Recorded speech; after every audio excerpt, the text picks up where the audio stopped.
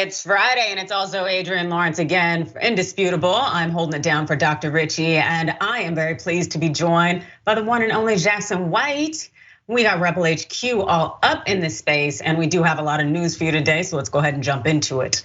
So we have these updates that are coming down from Texas. The Texas Department of Public Safety, they just admitted that the Uvalde Police Department, they got it wrong by waiting to storm into Robb Elementary School on Tuesday when we had that massacre of all of those children and teachers there. Check out this video. And there was 19, like I said, there was 19 officers in there. In fact, there was plenty of officers to do whatever needed to be done, with one exception, is that the incident commander inside believed they needed more equipment and more officers to do a tactical breach at that point. That's why BORTAC was requested on the scene as soon as they were there. They executed a search, or at least a dynamic entry, and went in. And of course, that was not till 12. That was not till 12:57. With the benefit of hindsight. Stand by. Stand by. Right? I got it. Okay. Hey, from the benefit of hindsight, where I'm sitting now, of course it was not the right decision. It was a wrong decision, period. There's no excuse for that. That's right. Texas Public Safety is now acknowledging that many mistakes were made, and these mistakes were fatal for those children, those 19 children and those 2 teachers who were murdered at the Robb Elementary School earlier this week. And so more from the live press conference. This is also what we know from the Washington Post. That was Director Stephen C. McCraw. He said the incident commander made a misjudgment as students lay dying or calling 911 from inside rooms 111 and 112. Of course, with the benefit of hindsight, as you just heard him, it was a wrong decision, period, McCraw said. Without a doubt, law enforcement there in Uvalde, they got it wrong. And McCraw, that's the Texas DPS director, well, he told reporters that those 19 officers were inside the school and that they had decided to essentially divert from the required active shooter protocol. This per the Washington Post. The on-scene commander considered it a barricaded subject and that no more children were at risk, McCraw said. Obviously, based upon the information we have, there were more children at risk and not a barricaded subject. That's right. They got it entirely wrong. Not only were there more children at risk in this public school, but also it wasn't a barricaded subject. And the thing is, the individual who was leading the command there, well, he wasn't at the press conference to answer for these mistakes, for the conclusion why they believed there were no more children at risk there in the school. No one was there to truly give us answers. Yes, we got admissions, but what answers were given? Why did the individual essentially engage in what would seem to be an entire derelict of duty? What we also know, though, is that the Department of Public Safety, it admitted that children had been calling 911 from inside the school, pleading for help. That there were people there that they let them know that we are in danger. Yet still, the individual who was commanding the situation believed that there was no longer a threat to the children. This also from the Washington Post. McCraw had acknowledged that authorities made the wrong decision in not recognizing the attack was still going on inside the 4th grade classroom. At one point in the news conference, McCraw broke down when asked how he was handling everything. He responded, "Forget how I'm doing. What about the parents of those children?" That's a damn good question. What about the parents of those children? They're paying 40% of the Uvalde budget toward law enforcement. Yet law enforcement wasn't doing its job. It wasn't entering the school. It was waiting outside for some 50 minutes while the gunman ultimately ended up firing 116 rounds, shooting 38 people, including those 19 children and 2 adults who died. This doesn't sit well with me at all. You, Jackson? No, and I think that, at the end of the day, if you're supposed to be in charge of public safety, to fail at this large of a scale for something this serious shows that you are wholesomely unprepared to protect the city whatsoever. And I want to bring, it is important to look at how leadership always is from the top down. And one of the comments that Greg Abbott recently said was that it could have been worse. Well, sure, it could have been worse. Instead of 19 children dying, I guess 20 or 25 or 100 could have died.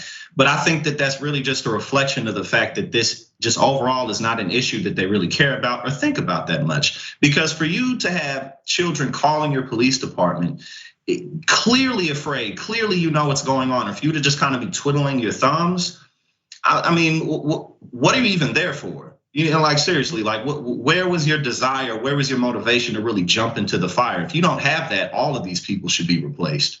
Absolutely, and also you had children calling, begging for help, calling, saying there is a shooter in here. So how is it that you decide to deduce that their children are no longer facing an active threat? Also, how do you get it wrong about a barricaded subject? The thing is, so many people there in Uvalde got it wrong when it came to the police department. And we saw as well earlier this week, the footage of the parents begging, pleading, fighting with police to go in there to rescue their children. Yet still, you had the on-site commander saying, there's no threat, it's all good, just stay here. This is extremely disturbing, and it really does show you that we've got problems with law enforcement, something that I think we all definitely knew, but it's almost to the point where now it is definitely getting our children killed.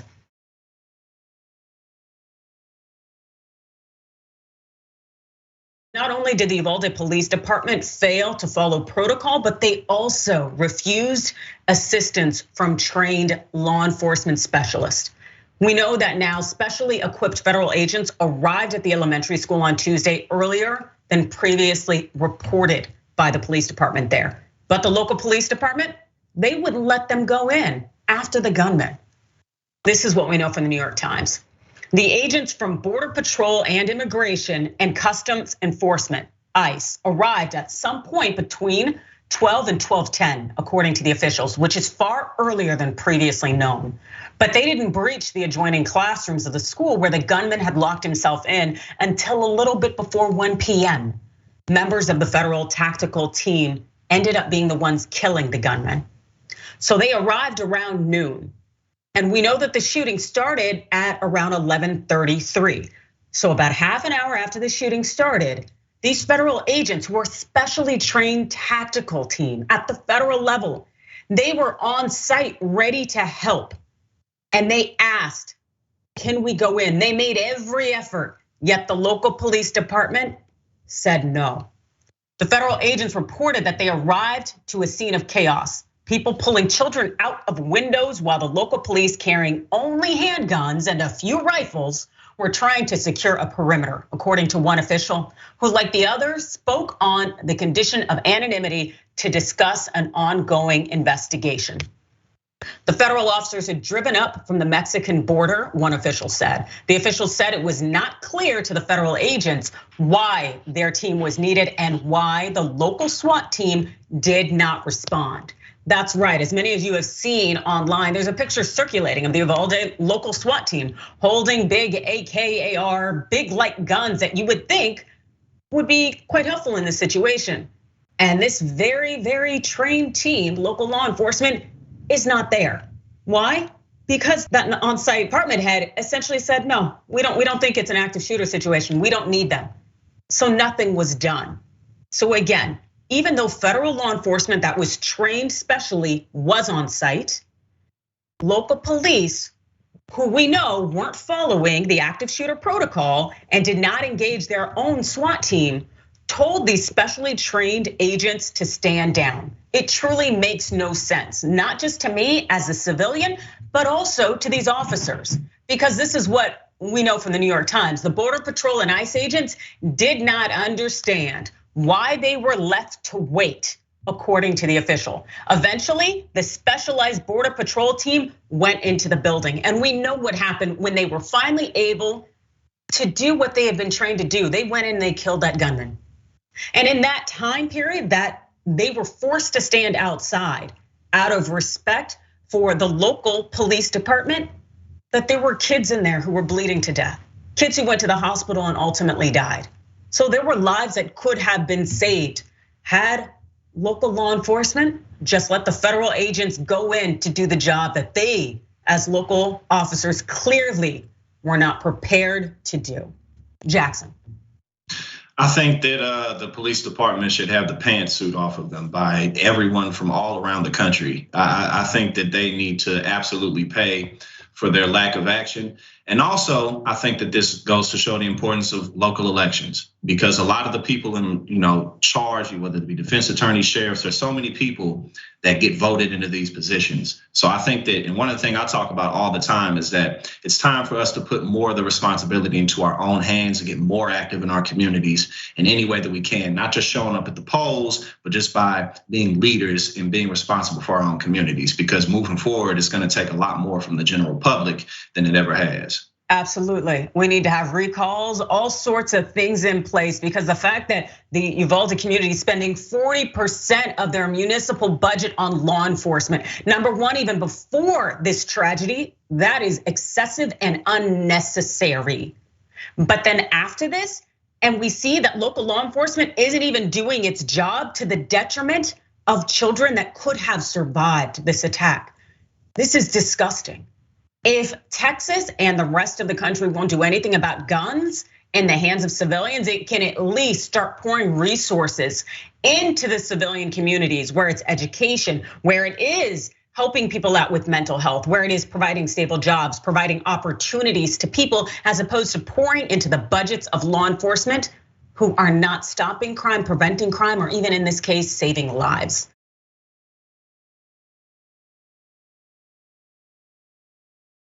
We know that the individuals who provide the guns, this cohort, they don't care, because right now they're still hosting their summit. That's the NRA, and one of their high-powered leaders, Donald Trump, is there speaking, and it's in Houston today, in Texas.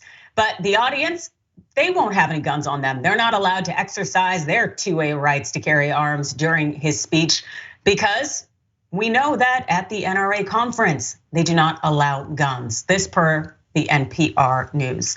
According to the NRA, the Secret Service is taking control of the hall during Trump's speech and is prohibiting attendees from having firearms, firearm accessories, and knives. Ammunition, laser pointers, pepper spray, toy guns, backpacks, and other items also won't be allowed. And you know what? Secret Service is going the distance, because they're going to be searching attendees before they enter the hall. That's right. And this isn't the first time that firearms have been off limits during a part of the gun group's annual convention. In 2018, a similar prohibition was put in place during a speech by then President or Vice President Mike Pence. The Secret Service told NPR in a statement at the time that the agency has the authority to preclude firearms from entering sites visited by our protectees, including those located in open carry states. So clearly, that whole Second Amendment right thing does have limits for individual safety, because I was out here thinking that guns were completely safe and that it's these lone wolves, these individuals suffering from mental health, as opposed to ordinary citizens who can operate firearms and can have them in their possession without issue, especially in Texas, where open carry, no background checks is kind of the standard, to my knowledge. Well, the thing is, I want you to imagine if all Americans were offered the same protections as essentially this Trump creature out here, because it would be pretty nice. And I know that those parents of the slain children there in Uvalde, they would have appreciated having similar protections there. But the NRA doesn't let the deaths of children stop their plans. Also from NPR, in 1999, after the mass shooting of Columbine High School that left 13 people dead, the NRA considered canceling its annual convention scheduled for a few days later in Denver, but ultimately decided to go ahead with the event. It seems that nothing stops the NRA, not the bodies of children, not the blood on their hands, because hey, they have guns to sell. Jackson, what are your thoughts? Well, the fact that they're not allowing people in the building who have these weapons just goes to show that they're fully aware of how dangerous firearms can be, even if people are responsible with them. You just never know. But of course, they're only concerned about their own lives. But just in general, whether it be the NRA and just gun manufacturers at large, they've been funneling money through our political system for so many years, and they've not had to face any consequences. I mean, think about just anyone who doesn't face consequences for their actions, they end up not really thinking about them, because why would you? They're just gonna keep the money rolling. So again, this just goes to show that they're fully aware at the same time what they're doing, though, because they don't want all those guns in the building. So Absolutely. It's just ridiculous. Yeah, it seems like there are two different Americas, and of course, the 1% gets to enjoy the safety of not being in a society where there are tons of people holding all sorts of guns. And those individuals, some of them have decided to bow out of the NRA's annual conference. On Thursday, we learned that Texas Governor Abbott decided to cancel his plans to attend, and instead, he's going to send pre-recorded remarks while he returns to Uvalde. Mind you, after he had found out about the shooting, instead of going to donate blood like Beto decided to do to try to help the lives there that were endangered, the 38 people who were shot, instead Governor Abbott went ahead and he went to a fundraiser because he thought that that was a good way to spend his time. Also, Senator John Cornyn, who is a Republican from Texas, well, he pulled out of the event because he says he has to be in Washington for personal reasons. Representative Dan Crenshaw, also the Republican from Texas, told Fox News he's canceled because he wouldn't be back from a visit to Ukraine in time. Nice.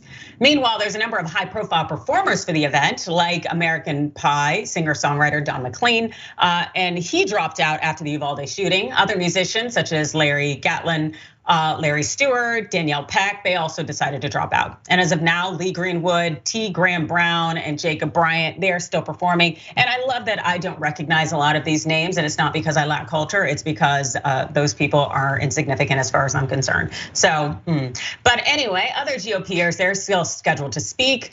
And that includes Senator Ted Cruz, also North Carolina Lieutenant Governor Mark Robinson, and I think it's South Dakota Governor Kristi Noem. And the Houston mayor, Sylvester Turner, here he is. Well, he is going to attend, and he said that he wanted the city to cancel the conference, but Turner stated that Houston can't break its contract with the NRA because, gosh, can't do that.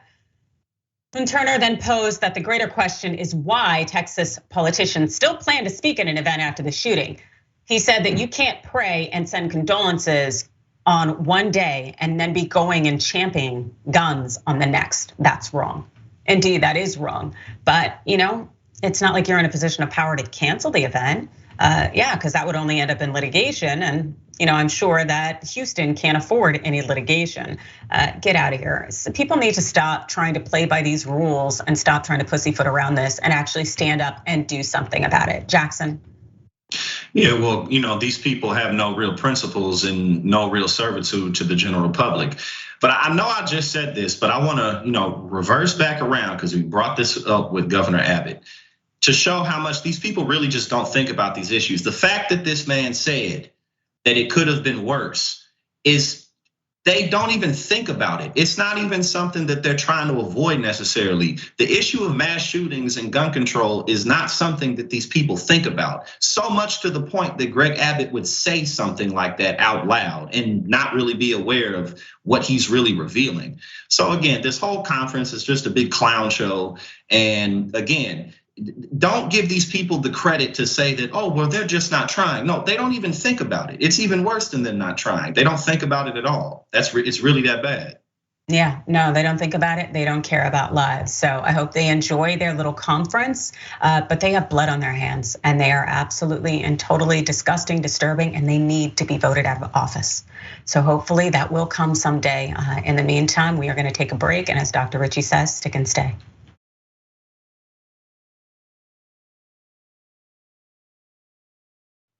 Welcome back to Indisputable. It is Adrienne Lawrence filling in for Dr. Ricci. And tonight, there's gonna be something going on. It is a Friday power panel and it is quite powerful. You are not gonna wanna miss it, but it's featuring Cenk Uygur, Jessica Burbank, and John Iadarola in hour 1, and Cenk, of course, in hour 2, but alongside J.R. Jackson and Michael Shore. You're gonna tune in live at tyt.com/live.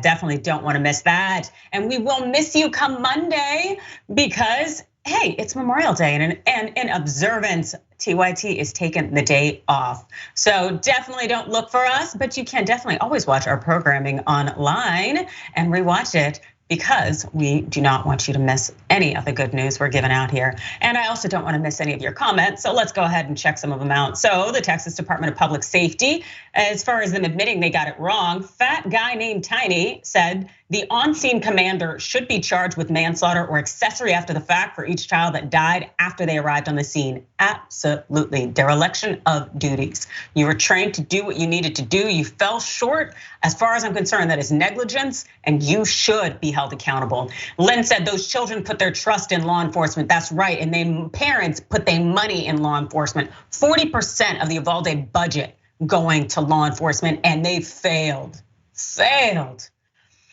Beer Dragon says there's no excuse for it, but I'm gonna make one up anyway. That's exactly what they are doing there, local law enforcement. It's not all right. As far as the Border Patrol Tactical Team being told to wait, well, Travel Nurse Dragon says apparently the little girl who smeared her friend's blood on herself and played dead remembered more of her active shooter training than those cops did. That's right. Those kids were left in a moment where they had to fend for themselves, protect themselves. They are children. I wish a Karen would. You want to call the police on them for having a barbecue on a Sunday? I feel free. Back off! I'm going to tell them there's an African-American man threatening my life. Palace Island. This girl is insane, bro. She came here earlier talking noise and we sent her away. She came back talking crazy, saying that we're not American, which is pretty crazy to me. You're not American. How am I not American? How are we not American? I was born and raised here. My family. My descendants is from Africa, yes. My family. But I am American. I was born here. And I was a slave. How were you a slave? What made you a slave? Because I was black and my last name's Howard. You were black? Yes. You got Reva Delago? You like Uncle Ruckus? You seen the Boondocks? You like Uncle Ruckus? I like. You got Reva Delago? I like the blues. What does that have to do with anything? Our music. What does our music have to do with anything? Oh, we already called the police. We already called the police. They're on the way. Don't lie. We already called the police. No, you ain't. We already called the police. My man's on the phone right now talking to the police. My man's on the phone talking to the police. Oh, you're on live. You're on Instagram live right now. You know that I come from a family of gamblers. That's cool. My grandfather. That has nothing to do with what you're talking about right now. Paid for my that has nothing to do with what you're talking about. ring. Literally nothing to do. She could barely bend her Literally nothing to do. I do not care. From playing poker. I do not care. And I'm calling. I care. I do not care. I do not care. I call your bluff. That's fine. Yeah, that woman is definitely having a moment, and it's not one that is flattering at all. And the gentleman there, who you may have recognized, that's Los Angeles Clippers guard Norman Powell, the 28-year-old second-round draft pick out of UCLA. Well, he was in Vegas working out at a local gym, just trying to, get his little weight training on, only to have this woman challenge him and make these racist remarks. And there is more to it, of course, because we're not just going to leave it there. Talking crazy. We was talking crazy.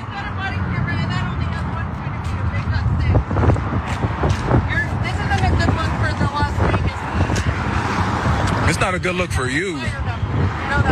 It's not a good look for you. What is she talking about? It is not a good look for you, shorty. My broken wrist. That's a compliancy tactic. Breaking a girl's wrist is compliance. Your wrist wasn't broke when you was trying to touch us. No, it's broken. I have it on freaking X-ray. Oh, okay.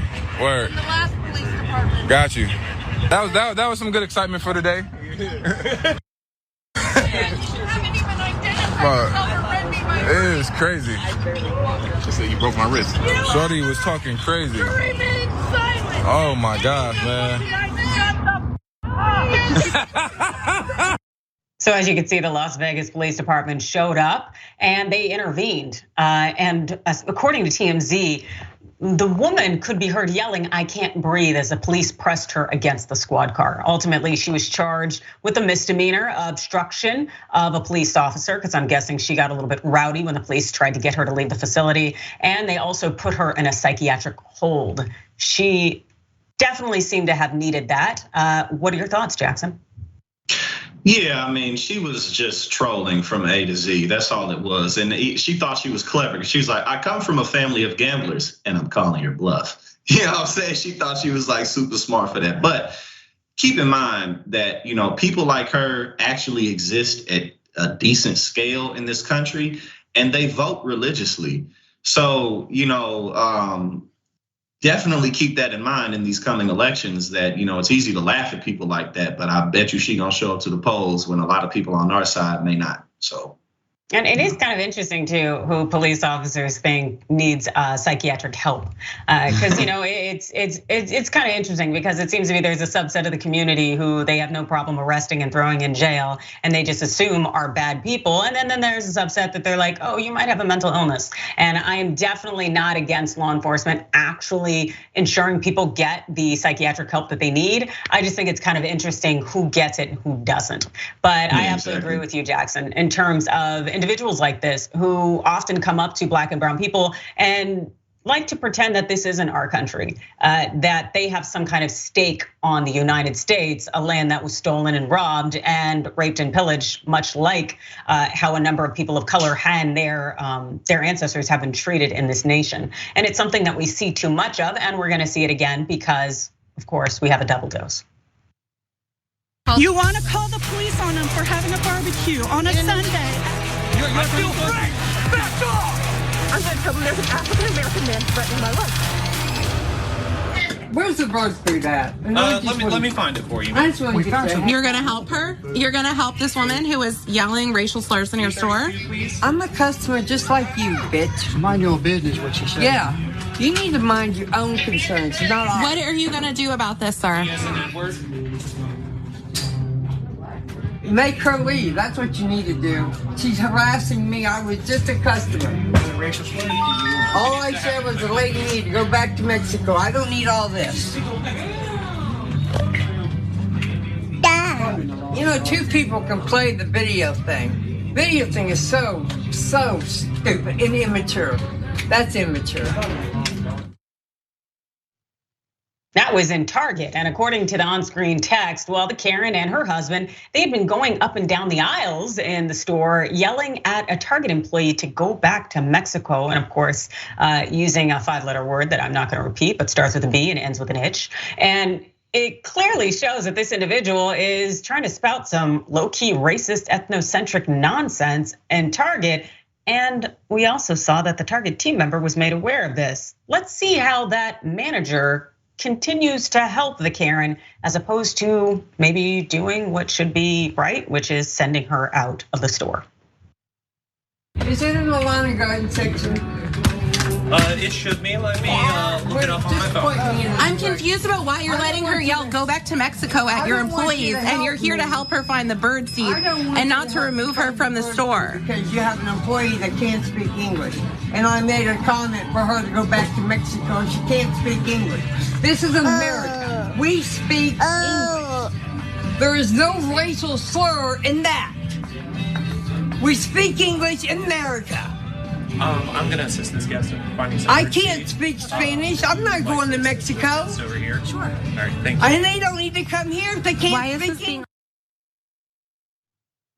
Wow. First of all, I definitely commend the shopper for intervening and speaking up on behalf of the Target employee who likely felt that the customer is always right, that she couldn't push back or say something, maybe for fear of jeopardizing her job. And so for this individual to intervene and confront this woman as well as the manager, my hat is off to her. We need more allies and accomplices like that. As far as the manager goes, trash on trash. The moment you heard that woman essentially engage in that harassing racist behavior should have been the moment you told her to wheel herself out the door and to go find another institution to patronize, because it is completely and totally unacceptable. And the manager was doing nothing to address it. This is a problem and it is completely unacceptable. And it is very, very unfortunate as well that Target has not addressed this situation. Jackson. Yeah, well, first let's point out the fact that she said that the other people who were recording her were being immature, but she can't handle another language being spoken. Riding around in her cart like, don't be coming in my damn Target speaking your Mexican jibber jabber. You know what I'm saying? Like, and people like this always kill me because it's like, we speak English here. Like a lot of languages are spoken here. I speak Spanish. And I was born and raised in this country. In no way am I a Latino, but I speak 2 languages. So it's like, what are you talking about? And also point out the fact that, she assumes, they're Mexican. There's 26, I believe, Spanish-speaking countries in the world. And these people, they could have come from Central America. They could have come from South America. A lot of these people have the same ethnic backgrounds and look similar. So from A to Z, she's an idiot, and people like her are stupid. And of course, the manager should have just thrown her out of the store. Absolutely, and she is an idiot because the United States doesn't have an official language for a reason. And just, these people showing their ignorance and showcasing it. And then the manager, again, doing nothing. This was the ideal situation where you could have used your power and not only just done what was right, but also back up your employees and show some support. It really, the fact that Target hasn't said anything about this and maybe put that manager out or maybe reinforce what protocol needs to be, it really speaks to the fact that racism is allowed in corporate America. Things are not being said that need to be said, and that is just not okay. And it continues to exist because it's not being confronted and addressed, and people aren't standing up for what they need to be standing up for. Very disappointed in Target and in that manager, and I hope that there is some change done, because it's just not acceptable. But we will be back shortly, so please do, as Dr. Richey says, stick and stay.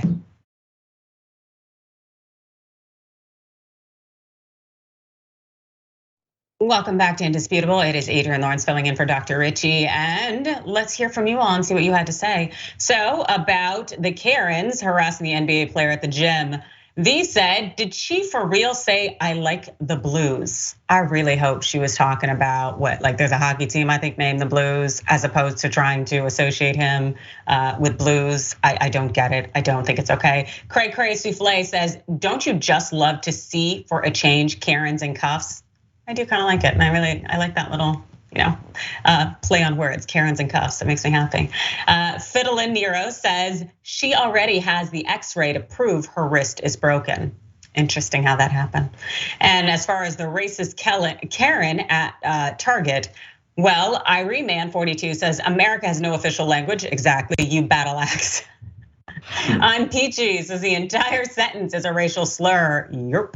Neurotic Nation, I challenge her claim that she speaks English. Exactly, I can damn sure tell you she speaks ignorance though. Those people need to go somewhere. They are incredibly problematic. And there are also some problematic situations going down right now in Georgia, particularly with the loss of a beloved pastor. The good thing is that they have arrested the man. There was a man who stabbed a beloved Georgia pastor to death before setting her on fire. And this is him here. His name is Christopher Griggs. He is a former inmate who was previously charged with sexual assault and impersonating a police officer. He faces 1 count of malice murder and 1 count of first-degree arson in the death. And the woman that he killed, 57-year-old Reverend Marita Harrell. She is a very beloved reverend there, and she was fatally stabbed by Griggs at his home while she was trying to mentor him as part of her work as a senior pastor at a local church. Now, the police say that he then put her body in a van and drove it to a remote location where he set it on fire.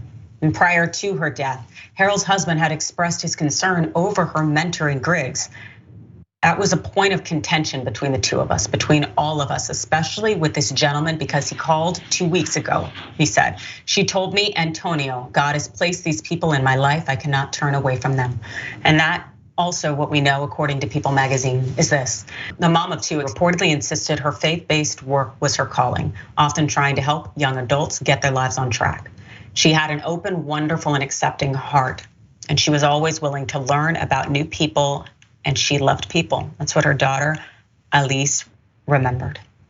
Now, as far as how her family found her, what we know is that Marita's husband and older daughter told the station that they first became worried about Marita's whereabouts when she failed to return home the night she was with Griggs. The pair said that they tracked her down by locating her phone. I was there and I still don't believe it. Marita's daughter, Marie, recalled the moment she found her mother's burning body. I was expecting her to wake up, open her eyes, or move. This is such a tragic story when it comes to individuals trying to help others. This woman was using her faith to try to help this man find new life and to find a future. Him being a formerly incarcerated individual, She was using her ministry to try to reach him, and he decided to take her life. Jackson. Yeah, this is definitely a heartbreaking story because people like Marita are some of the best people that you can find in society. People who truly dedicate their lives to not just helping others, but helping people who the rest of society really doesn't care about. So again, it's very tragic for any community to lose a woman or anybody who cares about their communities as much as she does. And also, I wanted to point out that people like what's his name, Christopher. People like him, complete psychopath. This is who prisons are for. Prisons are not for nonviolent drug offenders. Prisons are not for now women who are looking to get abortions and crossing state lines is the reality that we're going to be facing. So these are the types of people that need to be locked up, and the key needs to be thrown away. He absolutely should never walk the streets again. Absolutely. I could not agree with you more. As much as we do not want to continue to advance this carceral state, the reality is that there are individuals out there who are dangerous, who are not sound individuals and cannot be rehabilitated. They pose a threat to our society. And this Griggs gentleman is one of them. I can't understand why he would murder this woman who is trying to counsel him and uplift him. It makes no sense whatsoever, but I definitely hope that the jury makes the right decision and that he finds himself inside of a cell for a very, very, very long time, because I do not think that he is safe at all. And there is also another person out there who definitely needs to be in a cell, and that's whoever did this crime. What we know is that there's a well-known figure of Chicago's unhoused population who's been critically injured because he was set on fire while he was asleep. Joseph Kramalis, 75 years old. He's known as the walking man and the walking dude. Why? Because he walks the streets of the Loop. Well, he suffered third-degree burns over 65% of his body. He was sleeping on Lower Wabash Avenue when a man walked up, poured flammable liquid on him and lit it. That, again, just like Griggs, is another individual who should be incarcerated for a long, long time.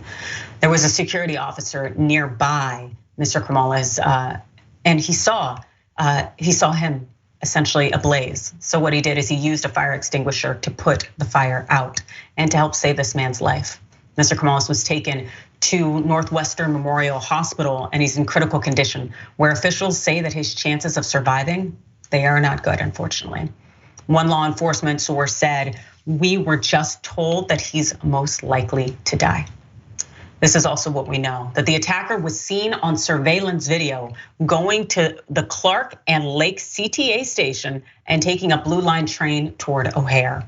An alert issued by police Wednesday afternoon described the suspect as a tall male with a medium light complexion and wearing a black and white Hoodrich jacket and gray sandals. Now, images of the person suspected have been taken from the CTA Blue Line security camera, and here they are here. And this wasn't the first time as well that Mr. Kramalis was attacked, because remember, he is an unhoused individual and he is living on the streets. And so when you have individuals like this individual in this hoodie here covered up in his face, you have to remember that those individuals are out there and that they pose a threat to unhoused people. So this is what we know from the Chicago Sun-Times. On May 24th, 2016, Mr. Kramalis, he was brutally beaten by someone with a baseball bat in the 400 block of East Lower Walker Drive. The two were struggling over the bat when police arrived. He was taken to Northwestern, then and was treated for cuts and other injuries to his head and legs. Thousands of dollars were raised on his behalf through GoFundMe appeals. So to know more about Mr. Kramalis, who also, again, he is unhoused, but that doesn't mean he is unloved. So relatives said that he moved to Chicago with his family from Lithuania when he was a kid and grew up above a bar his parents had run on Halsted Street. His parents sold the tavern and moved to southwestern Michigan when he was about 19. Kramalis stayed in Chicago, where he got a peddler's license and sold jewelry on the street and began wandering the streets of the Loop. Now, this is a family photo that was made available via ABC 7 News. Kramalis is in the white V-neck, center left. His sister-in-law said, "We always worried because he was on the street all the time. He just likes walking." The man is part of the community. He just likes walking. and yet he was attacked and set afire. And now he's likely going to die, suffering those 3rd-degree burns over 65% of his body. He wasn't doing anything to anyone. He was just sleeping. This is heartbreaking. It is disgusting. Jackson. Yeah, and it's just really unfortunate that human beings are capable of doing this type of, just horrendous acts to other people. And clearly, since he, had an alias, the Walking Man, the whole city pretty much knew him. This definitely was premeditated. Whoever this guy was, it's definitely looking like he had planned this out as maybe some type of, glory trip that he could have. But I also want to point out how ridiculous it is that the wealthiest nation in the history of civilization has over 500,000 homeless people on the streets. Just think about all the vacant homes, all the vacant buildings, all the funding that we have for public housing that goes unspent or that's on the docket somewhere in Congress, stuck and held up. Just all the economic issues that we have. There's so much that we could be doing to get these people off the streets, given the fact that it costs more to the taxpayers to have over 500,000 people living homeless on the streets than it would to take care of them. So unfortunately, if the United States gave a damn about the average person, then this likely never would have happened. Absolutely. And you make an excellent point. The fact is that minimum wage is not increasing, yet the cost of living has skyrocketed. People can't afford housing, and we're seeing so much of that now. So even just the fact that he was an individual who would like to walk and did his best, I'm sure, to try to live a life where he could have housing, it doesn't mean necessarily that the system hasn't failed him, because we know the system is failing us all in so many regards. And what happened to this individual is completely and totally unacceptable, and it's not right. And so I definitely implore you all to really take a look at that photo and see if you recognize the gentleman who was going through the metro station there as a potential suspect. And if you do recognize him, to contact the Chicago PD, because people like this should not be out on our streets in any form and fashion. And there are so many people who are forced to be out on our streets because they cannot afford housing. And they're vulnerable populations, and we have to do better.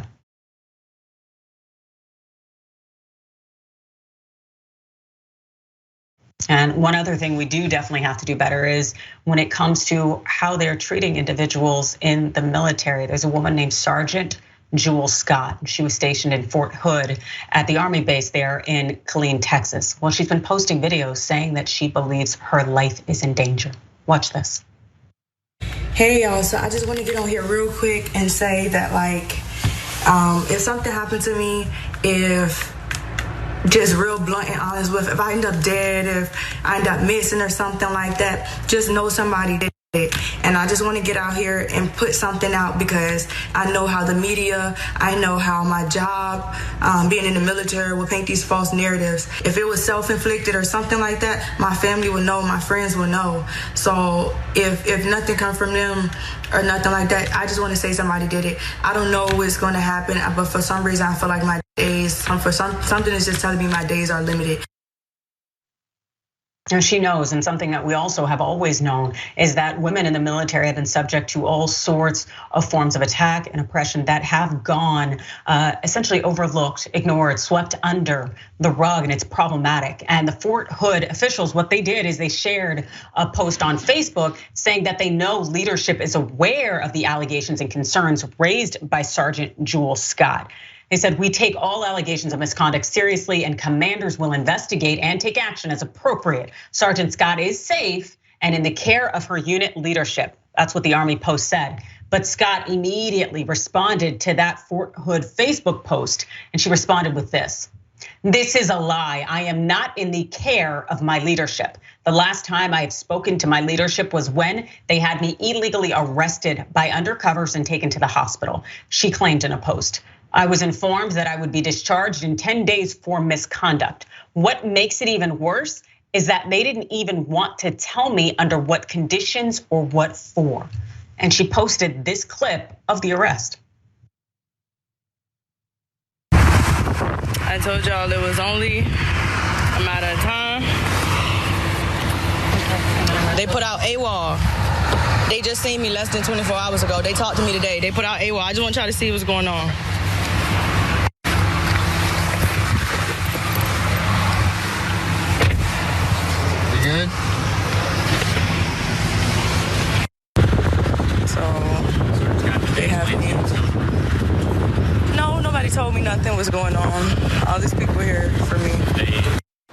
Yo, at this point, I honestly think these people are just probably trying to kill me or something. Like, I don't know. They won't leave me alone. Sergeant Scott also tried to explain more about what was going on. She posted this online. While stationed here, I've witnessed many awful things. I am a victim of their constant harassment and negligence to safety. For months, I've tried to bring awareness to these things in which Fort Hood continues to cover up and neglect. Once they were made aware that I had been working with news stations, I quickly became a target and person they needed to hush. Now, the soldier who claims that she was told that she's being discharged soon also launched a GoFundMe page asking for help as she transitions into civilian life. It really does sound like something is going on here and that we're not getting the full story when it comes to Fort Hood and what is going on with Sergeant Scott. Jackson, is that your read as well? Yeah, I think there's definitely, it seems that she was undergoing some type of mistreatment, some type of abuse. And, unfortunately, abuse that women undergo in the military, like you pointed out, is often swept under the rug and not even really talked about. Not just abuse that women go through, but you got to keep in mind that there for a long time, don't ask, don't tell was in place. So the military has a history of sweeping a lot of things under the rug for misconduct. At the end of the day, it's just a group of people and power can corrupt. So I definitely hope that she receives the assistance that she needs, but she's likely gonna be dealing with a lot of trauma for quite some time, because at the end of the day, if she's part of the military and the military has extensive access. So I think, it's definitely important that she gets as much help as she needs. Absolutely, and I seem to think that her sharing this broadcast and going live and putting it out there is probably what saved her life. Without a doubt, because Lord knows what would have happened to her if she wasn't broadcasting what was going on to her. The fact that she was scared and her being confronted and surrounded by these people. And also, who knows quite yet whether her discharge is dishonorable or honorable, because I also don't necessarily know what resources will be available to her if she's dishonorably discharged. And like you mentioned, Jackson, the fact is that the military has a very long reach and that they can get to people at all sorts of times. And if she broke some kind of protocol, some silent agreement, so to speak, there could be people who see her as a target in some way. And so I really definitely do wish her the best. And I hope her transition into civilian life is one where she finds a rewarding future and career, and also that she is safe and that she is also very much loved and taken care of. But thank you so much, Jackson, for joining us today. I know you are on Rebel HQ, which is on YouTube and Facebook, where I am as well. But can you please tell the good people where they can find more of you? Yes, you can follow me on Twitter at SlimFitChacho. You can follow me on Instagram at SlimFitBarryWhite. I know I'm a goofy dude, I'm a funny guy. But I do a lot of things just breaking down politics. I talk a lot about campaigns, and I just share a lot of important links to stories that you really should, keep your eyes on. So come on, follow me. All right, then I can appreciate that. And this is Adrienne Lawrence. I am filling in for Dr. Richie, who hopefully will be back soon. But please remember, we will not be here on Monday. It is the Memorial Day holiday. So definitely please have a safe, welcoming, and fun weekend. And definitely please keep those children and the families from Uvalde, Texas in your thoughts and prayers, as well as the individuals from Buffalo. And please take action where you can, but definitely stay safe. Thanks so much for watching. Welcome to Indisputable. I'm your host, Dr. Rashad Richard. We got a lot happening today. But what do we do on this show? We tell the truth. You know why we tell the truth? Because the truth is simply indisputable. Rashad, great to be here. Congratulations on the new show. And I gotta let everybody know that Rashad and I go way back. Here's the pattern that we see in all of these Karen stories. They think they own stuff they do not own. Now, where does that come from? I don't know, maybe slavery. Maybe they think they should still own black people. This is what happens when Karens weaponize the police. When you're used to privilege, equality seems like oppression. It hits you in a certain way when someone is holding you against your will, treating you like you're a criminal and you're an innocent person. This is something that black people face no matter where they are. A stronger black economy lends itself to a stronger, greater economy. Don't think it's exclusive of you, it's inclusive of you. What's your beef with critical race theory? It adds more fuel to the fire of the racist tendencies that we already have. We have a generation of problem solvers that can remedy the problem if they are properly taught what the problem is. You know who created redlining in this country? It was a white liberal. I don't give a damn who created it. If it's a racist policy, Shelley, here's what I don't know. I don't know. See, there you go filibustering, brother. You're scared of this truth, but you're gonna get it, though.